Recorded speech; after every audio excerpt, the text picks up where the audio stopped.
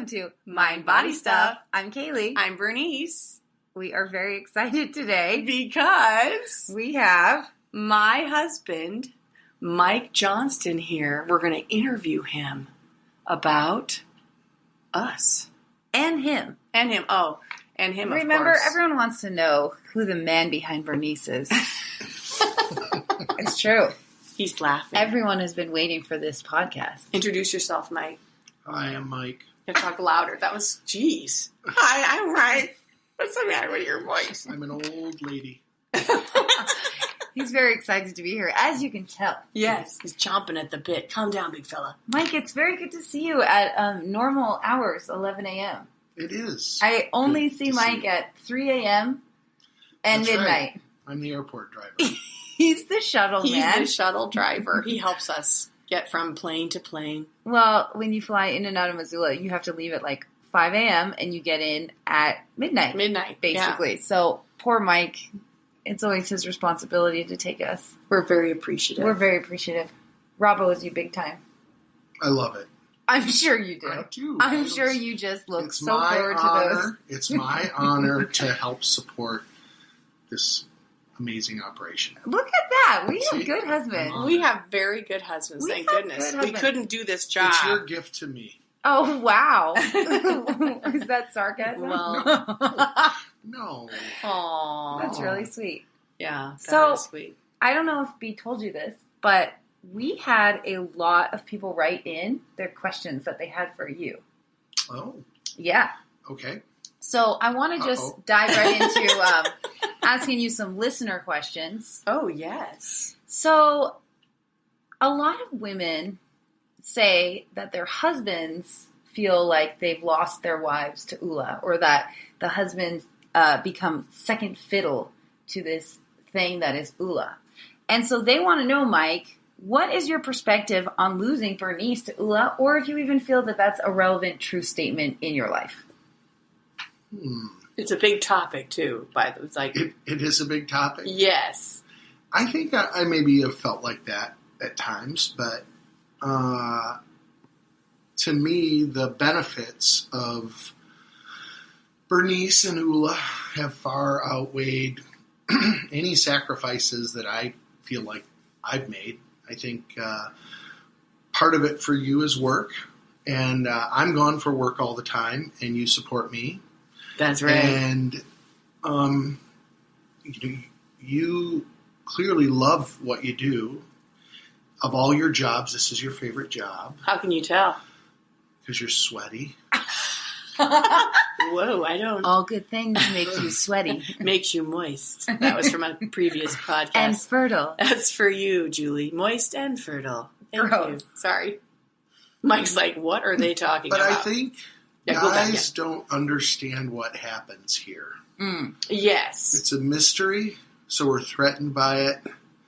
We fear it on some deep level. That is such a good Oh, point. I I mean, think you're that's a so good- right about that. It's a mystery. It's a to mystery, men. and so you fear it because you don't understand it. I would encourage all the men to just come to a class. That's what I've done for years. He's such a liar. You may have heard rumors that I've never attended a class, but what I do is just come in and get my Ula on. No, I'm kidding. One time at noon, I did have to come here and drop something off in the middle of the class. And there was so much raw power and screaming and loud music and female energy going on that I felt like I needed to have a spear and crouch and hide behind bushes as I ran back to the office. It was powerful.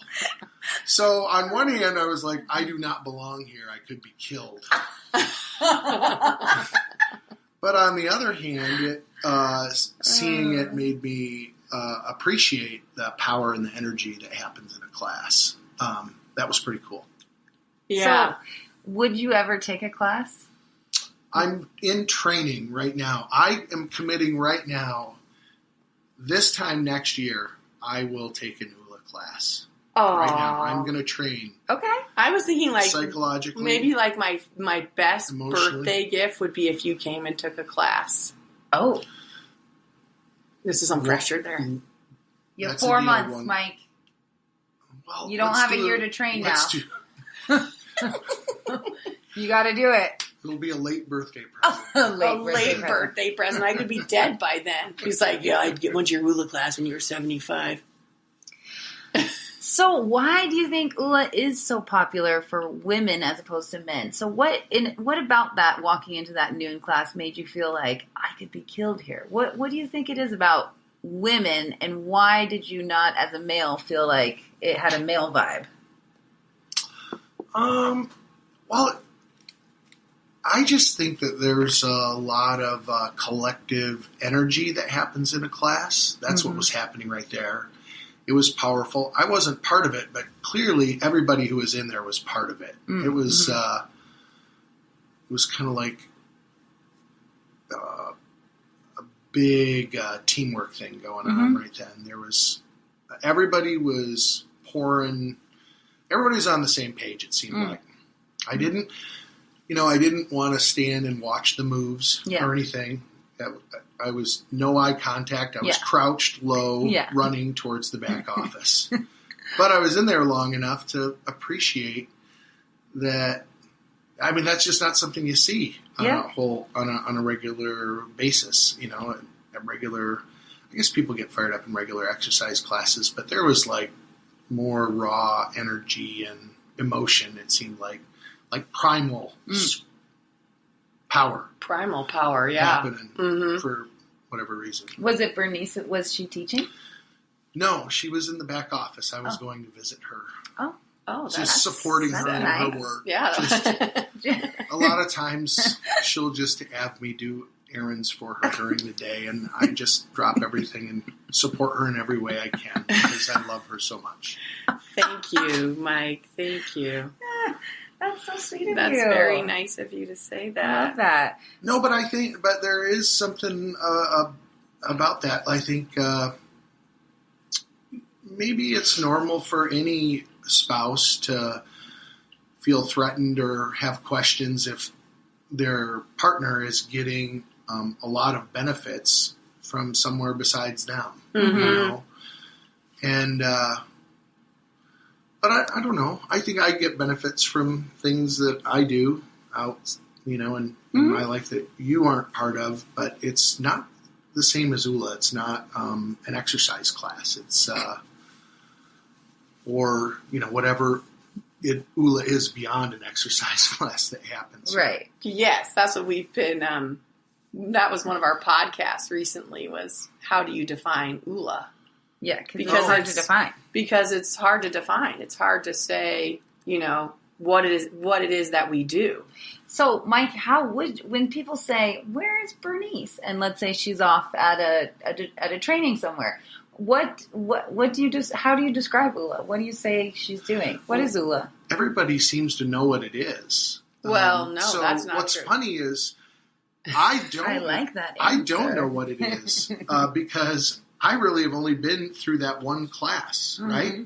Like I've never really sit here and watched. So what Ula is to me is Bernice practicing in the morning choreography. It's looking at her playlist. It's looking at doing Ula related work on her phone or computer at home. So that's part of that is what it's Ula. Part of it is she's going to teach a class, and then I know she's always feels better when she comes back. She's fired up, and it's important to her how the class goes. If there were a lot of people there, and how it went, and if she did a good job, and I know that. So for me, selfishly, Ula is something that makes Bernice happy, and so she comes home and feels great, and has 3 other jobs, and does those 2, and so on the surface, Ula I would describe to people as like it's a dance, fitness, exercise combined with kind of mental. I was going to say wellness, not illness.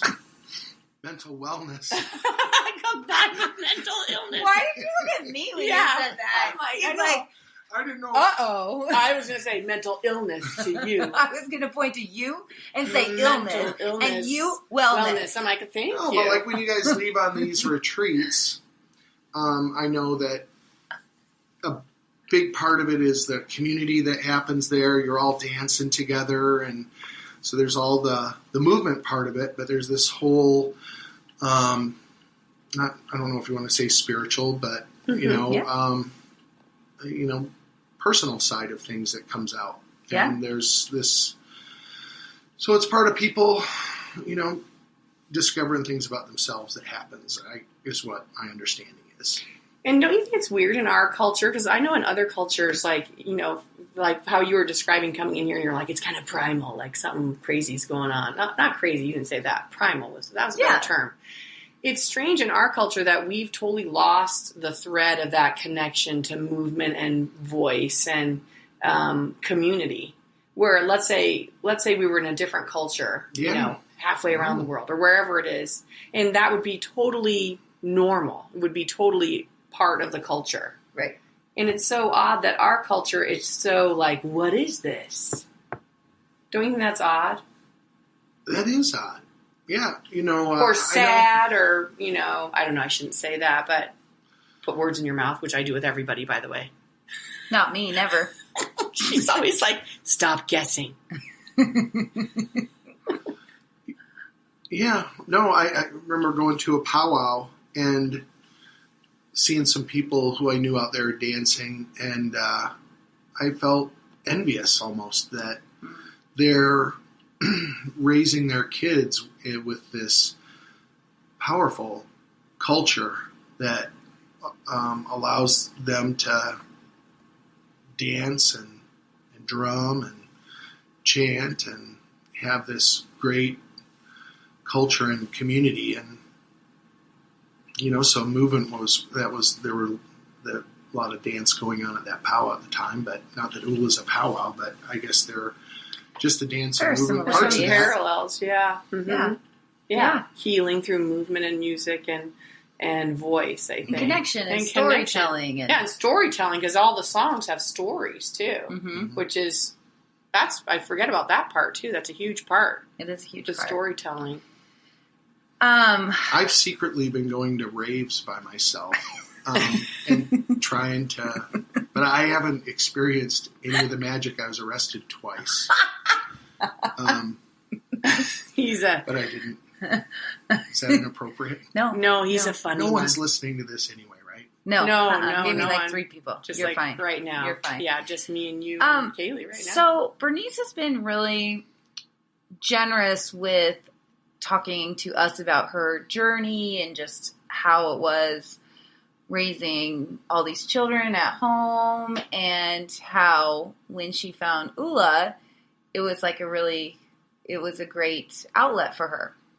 And then she kind of became a little obsessed about it, and and you noticed maybe a shift in your wife having come to Ula. Yes. So Mike's like, yes. So can you describe maybe the changes you've seen in Bernice since she's been in Ula? Okay. Well, Bernice has always been beautiful, and she's always been powerful, and she's always loved dance. Oh, thank you. Wow. But she also did all the work at our family business, and so when she started doing Ula, what I experienced was the fact that I was going to have to work a lot harder at first, because she does the work of like 3 people. She does. So she really does. That was where my initial resentment came in, because I was really missing being lazy and having her do all the work. Now, she still does all that, but since she started doing Ula, she's been on more of a mission. I think she likes the challenge of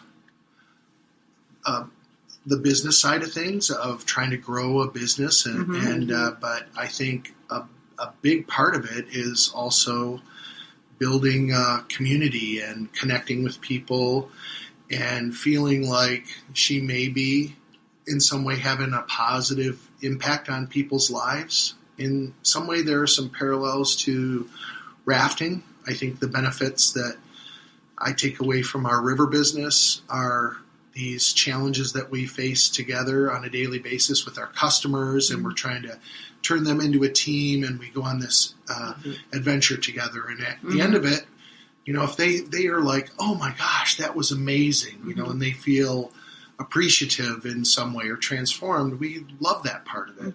And but we also love the part of it which is the team of guides working to do a good job and take good care of people and accomplish whatever it is the mission for the day, which sometimes can seem pretty daunting. But if we all pull together and pull it off, then that's really rewarding too. And so I think on multiple levels, Bernice really loves ULA, and from the challenge of the workplace to the personal benefits she gets from from connecting with all of the other instructors and students. Would you say she yells less at home? Old yeller. Old yeller. No. No. Yeah, I do. I don't yell quite as much. Of course, I only have There's one. just less people I to only yell have one at. kid now, so it's less. Yeah, before I had a lot to yell at. She's To always be fair, yes. we give her a lot to yell about. Oh, No. She could yell more. Well, no. that's a good answer right there. Yes. That's a good husband. Do I let you? How am I with storytelling? Who's a better storyteller, me or you? Good question. Well, you have this funny habit, I would say, of whenever I start to tell a story, you interrupt me almost immediately and clarify a detail that is a meaningless detail. I bonded with our new son-in-law over this because Joe does the same thing to him, apparently. But I don't know. I think you're a great storyteller. You're super funny. Who's funnier, you or B? Bernice. You think she's funnier? Yes. I'm more the kind of funny where everybody thinks I'm an ass. And Bernice because I don't laugh.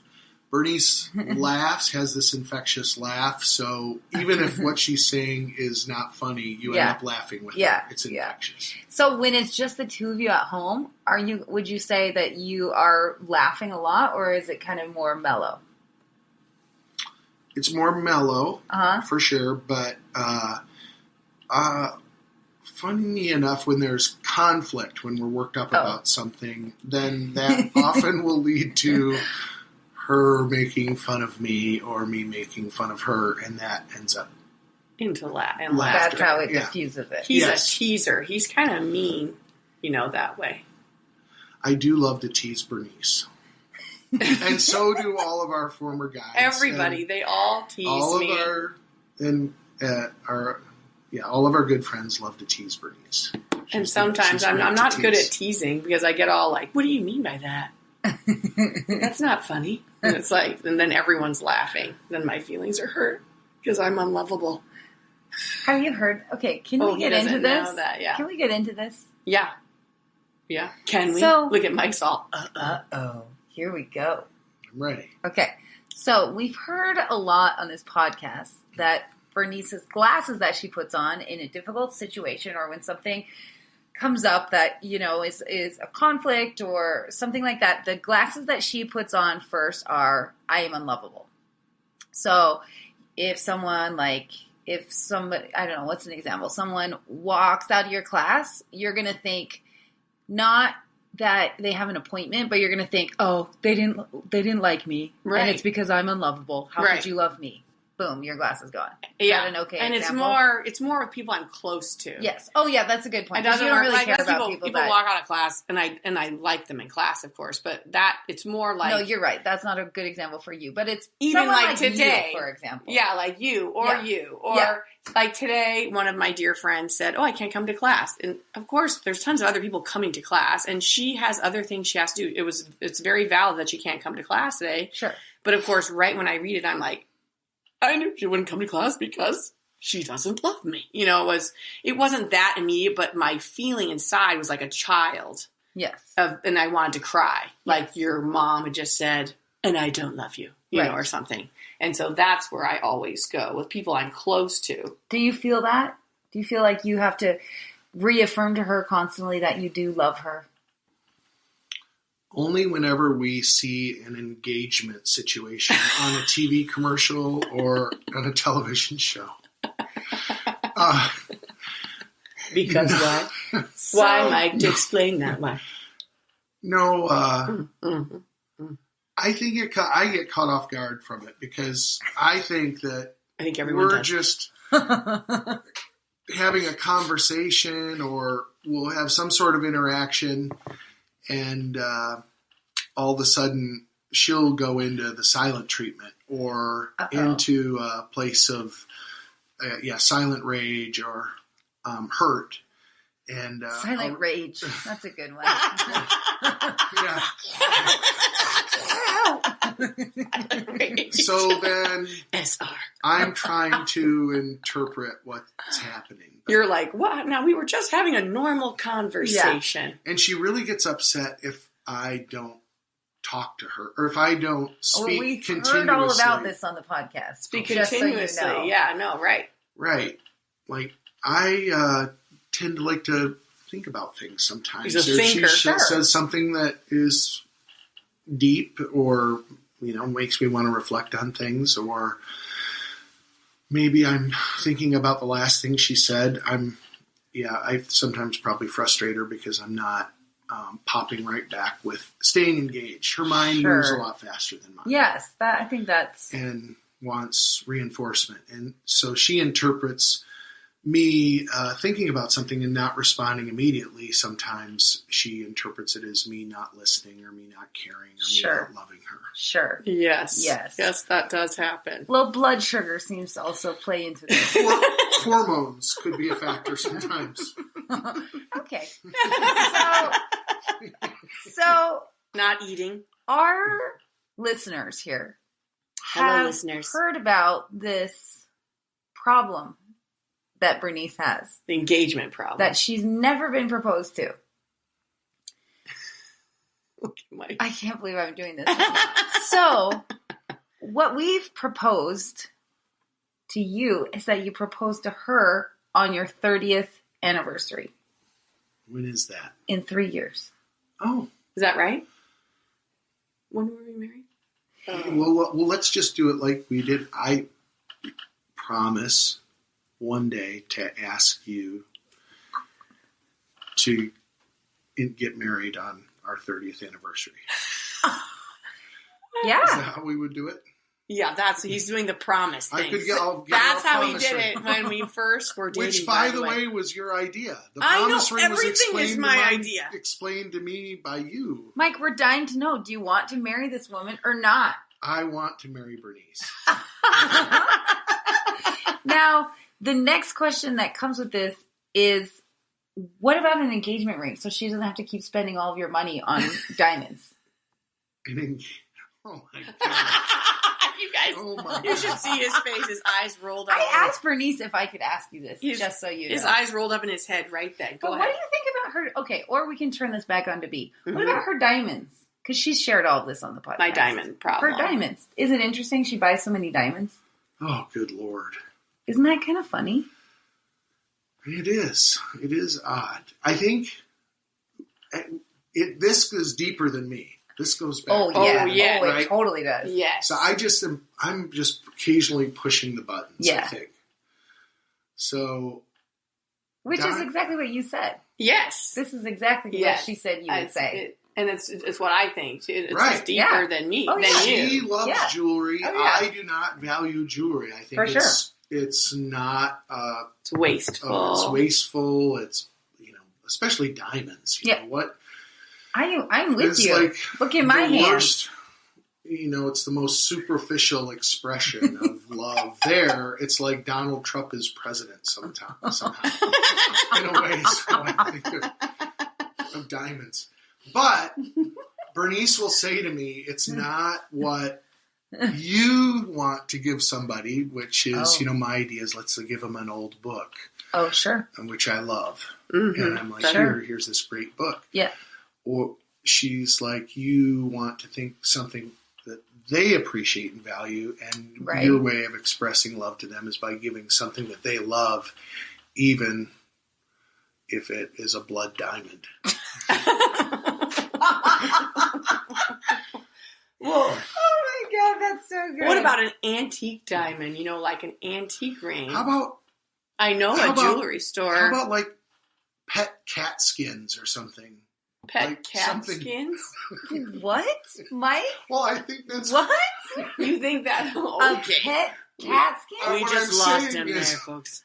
That's something. That's how bad he sees it. That is very romantic. He sees it. That's how bad he sees it. Like you would steal cats and skin them. That's kind of how I feel. That's what I'm asking about blood for. diamonds, and that's what you want. So you are saying, I'm not going to give you a diamond. Yes, they're bad for the environment. They are. I agree with you. I don't wear diamonds, but I have found a jewelry store that has. She'll send you the link. I give her rings all the time. This is for the record. She just throws them away. I don't throw them away. I go to great classy places like Rock and Rudy's, and I went downtown to Miss Zula's, and I got some nice elk bone jewelry. For elk her? Antler jewelry, yes.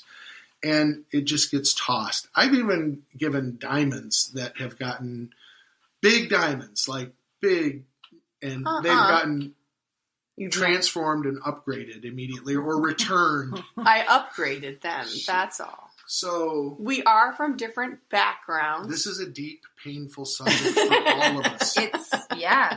Well, we hear about it a lot on this podcast. Well, too. and poor Kaylee hears about it. We've all Everyone been included in this in situation. our office hears about it. I'm hoping the ULA community can help me with this. Let's hear you guys. Help me help Bernice. I like this. Help me help her. But I did find a jewelry store that has antiques. Yeah, what's wrong with an antique? Because they've been around. I mean, they're out already. I agree with that. But is it the principle that you're like, I'm not going to do this? I love you.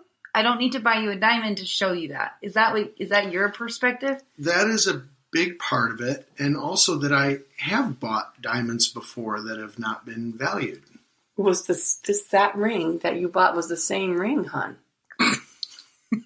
You bought me the same ring. He really likes it. I love her so much. I try to show her my love in so many different ways. But it must be expressed through diamonds. This is like a very difficult situation. That is weird. I admit. That is weird. I'm siding with Mike on this. I am demanding about certain things, as we know. Yeah. And then or fixated. I get fixated. I break down. I crush a part of my moral self and go and buy those diamonds because I love her so much and give them to her, but then they're not enough. I couldn't buy diamonds. I can't afford diamonds that are big enough for her appetite. For her hole in her heart. How about this? For the hole in her heart. For the hole in her heart. I need a really big diamond. How about this? How about we gather all of the diamond rings that you have in your whole life that you've bought or he's bought or whatever that you've gotten from your family. Take all of those diamonds and then trade it in for the biggest diamond you could ever imagine. Then would you be satisfied? No. Why? I don't know why. Let's look at it another way. Let's look at what is more valuable, the diamonds that you have or the friends that you have through ULA, the relationships that you have, your kids, your friends, your neighbor Sarah. Who invited the sage to the party? Who invited Mr. Wisdom? all of these relationships, would you rather have a diamond or would you have rather had this last weekend with your youngest son and your family? No, that's and, yeah. Big Duke. She wants them both, though. Yeah, why can't I have both? She wants it all. I know I have a problem now. I'm letting it go. I just look at it on my phone. She's done with this I conversation look it now. up. Look at I know. her. She wants to cry. She's like, we're going to take a Look at break these two. now. They're like picking on me. No, we're not. Yeah, no, we're they not. I tried. I told you in this interview I was going to see if he would propose to you with a ring. You have valid arguments. And as we've said, the void in my heart is... It's not a void in your heart. It's a void in my heart. No, it's not. It's an obsession. It's a mindless obsession. But I've attached it to my heart. You've attached it, but it's actually not attached to your heart. You don't have a huge hole in your heart. Right, I don't have a huge hole in my heart. Okay, you just like shiny objects. I'm kind of like a crow. Yeah. Or a raven. Something like that. I feel very attached to them. Well, we can explore that in another episode. This is why we have girlfriends. This is why. We can talk in depth about these things without why consequence. Totally. Oh, yeah. Yeah. Yeah. Right. So we shouldn't have involved you in this conversation? Is that what you're telling me? No, that was good. That was great. Okay. Shall we go back to reader questions? Well, let's go back to Ula, shall we? No, Mike, that was very good. That was good. That was very good. And everyone can see, you guys, what he's dealing with. Well, I think we can see the complexity of the situation. I think you both are handling it very well. And the beauty of and that's a great way to put it, the complexity of a relationship. For sure. Mm-hmm. But I love that you both accept each other and understand each other, and you show your ways to her in very beautiful ways. And you know that. And I do know that. And you then go and buy yourself your own rings. And then I buy myself you get the diamonds. I get the diamonds. You get the love. Mm-hmm. And you get to express with books and all sorts of elk bone. Elk bone. Sounds nice. Sounds Mike, nice. I think in this interview, you have also, like my darling husband, Rob. Linear. Yes. I think you've shown a lot of support for Ula and for your wives. Mm-hmm. And some of us your have many wives. Your plural wives. What advice would you have for the unwoke man, which is not yourself, but the unwoke man who feels lost in his role in the world as it changes and women now are finding their voices? Because there's a lot of men who are feeling threatened by this, but it seems like you are in support of the changes in your wife, probably your daughter, like the community, the Me Too movement. So do you have any advice for the men who aren't to that point yet? I don't know if I have any advice. I think I've been around Bernice a long time, and so I respect her, mm-hmm. and I respect everything she's given to our family, and so You're not threatened by it. I love that she has found something she's passionate about and wants to pursue, and I love that she feels empowered by it. I guess I'm not understanding why that's a bad thing. No, it's a good thing. Why men are threatened. Threatened by that. But I think there are definitely some who are. Well, I think it's, men are afraid of losing their power a little bit. Or, you know what I mean? There's some sort of feeling of like, they're not going to be on top anymore. Or they might have to share. Well, if you look at what's going on in our country right now, I guess white men have been in power for a long time, and it's led us to this point. So it's clearly time to try some other options. Mm-hmm.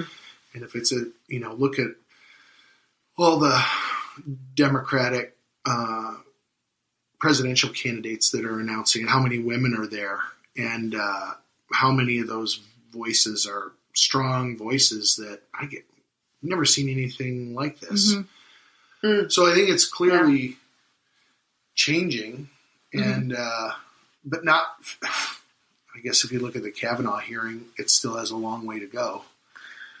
But, so I don't know that I have any advice for men on that. I don't know if they're feeling threatened and, I guess just get with the program. Mm-hmm. Get with the program, dude. Because I think it's going to take care of itself, because ultimately, if you love somebody, you want them to just have the best life possible, even if that doesn't include you. Hopefully for Bernice, it includes me, but so that is ultimately what gets me past that resentment of Ula, is that, gosh, she loves it. It's so great for her. It makes me love Ula too, because, she gets a lot out of it, and it brings so many positive things into her life and our life. So that reminds me of when I was at the retreat with Elizabeth Gilbert and Cheryl Strayed. When we were listening to one of Elizabeth Gilbert's talks, she was saying how it was a story of this married couple, a husband and a wife, and the wife got really sick.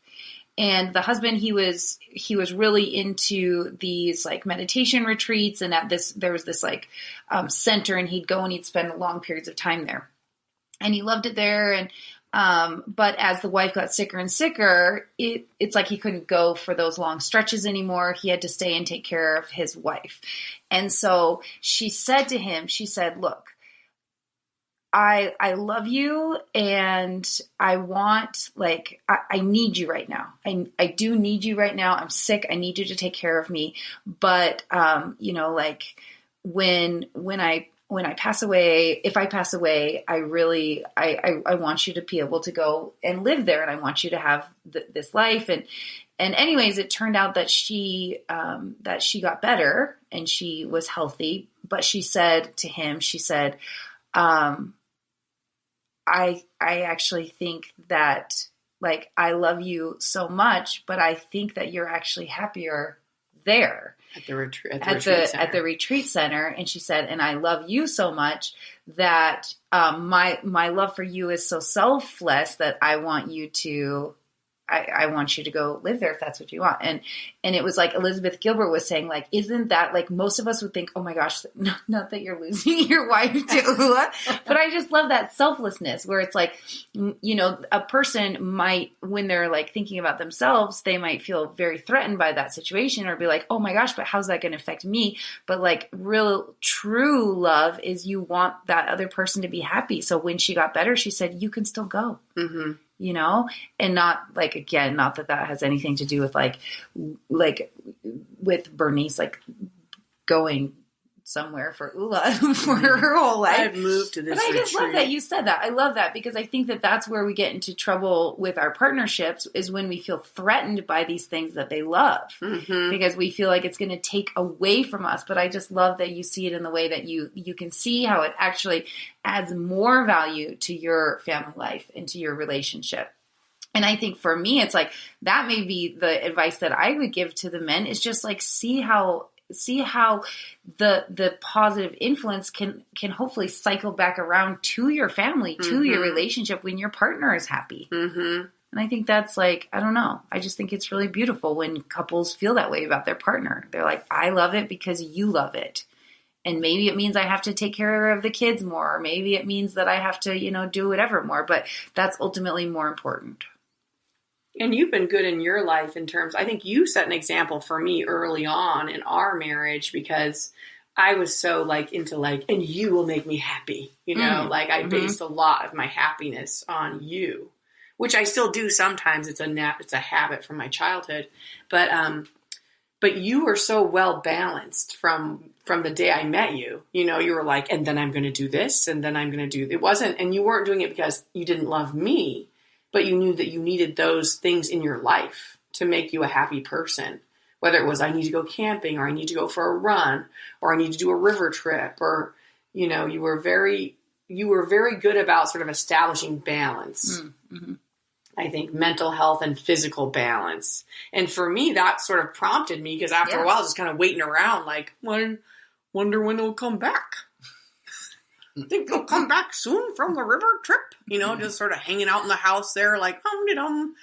I made some meatballs, you know, and then it's finally hit me like, oh, I have to start, like, what are the things that make me happy? Right. Not just my partner. Yeah. Because I put that's a good point so too. much energy That's onto the a partner. really good point. And I do that still sometimes where I'm like, you need me. Then we're going to trip and then we're going to do this wonderful walk on the beach and we're going to be partners and find deep love on the beach, you know, or something. Deep love. Pardon me, Julie and all you out there, whatever that means. But what? I know, I don't know what I'm talking about now. But I put so much weight on that time when I realized, like, you know, hey, I can go for a walk on the beach alone. Yeah. And feel just as good. And then you might and even come be back a more pleasant person, which is actually easier to love for him. Yes. Very good point. So anyway, I thank you for showing me that in the beginning about balance. I don't know where you learned it from your family. I mean, they seemed much better at it than my family. I think basically what you're saying is you tolerated my selfishness. No, but the fact that you did support me and whatever my interests were for a long time, you walked the walk and you hadn't found your thing quite yet, right? But to your credit, you found a number of things over the years, and I think it's like your dad said is sometimes you don't know the path you're on until you look over your shoulder. Oh, that's cool. And you know, he that. talked about how, you know, he was into his 40s and still wasn't sure what he was doing, and at a certain point he looked over his shoulder and saw the path he was on, and then he kind of knew. And so I always kind of, I don't know, I guess I've never, I've had the same struggles as everybody else trying to figure out what it is I want to do work-wise. Yeah, sure. But I think that when we met and started having a family, a lot of that got simplified. Mm-hmm. And you were so supportive early on for me. It's almost too supportive. Like, oh, Mike's wonderful. Whatever he does is great. He's starting a raft company. That makes sense.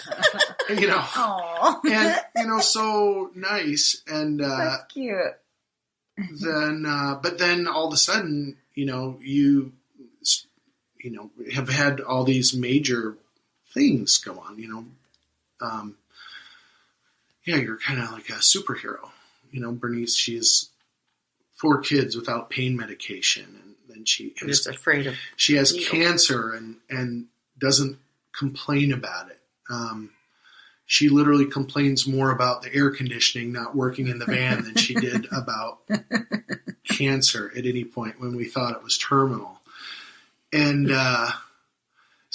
and then, you know, going into counseling and then small business and being an entrepreneur and all the support that you've given us in our business ventures. You know, you've been central to all of that and all the relationships that we've developed out of those efforts over the years. Montana River Guides. This is Bernice. How can I help you?